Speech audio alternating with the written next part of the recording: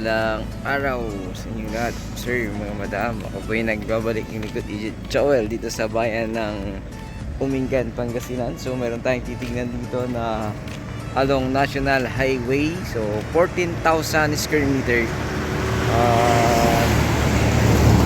Ang presyo nga lang ito ay 750 per square meter. Medyo mataas pero maganda naman kasi along National Highway.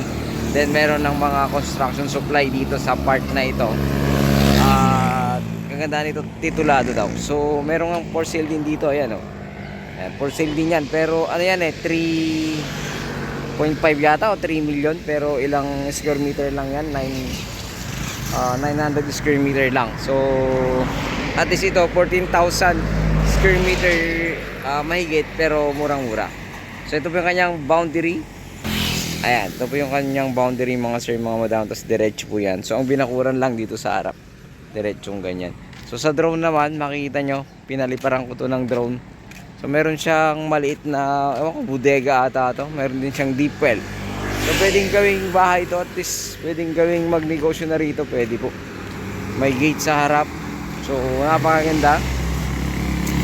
Mula sa kwan ito, sa Tiplex, nasa ano lang, around 15 to 20 minutes. Ayan, nandun ka na sa Tiplex Rosales exit. So yung boundary niya yan.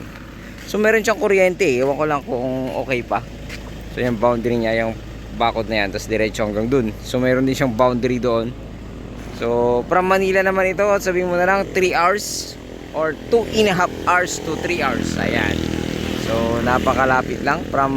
Mas malapit ito sa bayan ng Balungaw eh. So nasa ano lang, at least 10 minutes nasa bayan ka na ng Balungaw.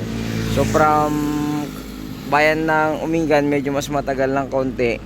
Siguro ganun din, mga 10 minutes up, nandun ka na.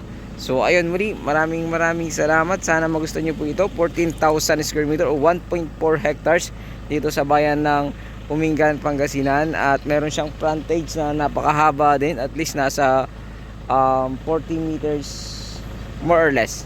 So 40 meters more or less. And meron siyang mahaba, meron siyang kuryente. Ewan ko lang kung okay pa yan. So ayun, muli, maraming salamat. Title po ito, seller name din po sa ayon sa ating contact person. So 750 per square meter. Ewan ko kung may patong sila. Personally na lang nating tawaran, kasi ewan ko kung mayroon silang patong o wala eh. Hindi ko pa po nakausap yung seller. So sabi, daanan ko lang daw to. So muli, maraming salamat. Ibang lingkod din yung Joel. God bless you all.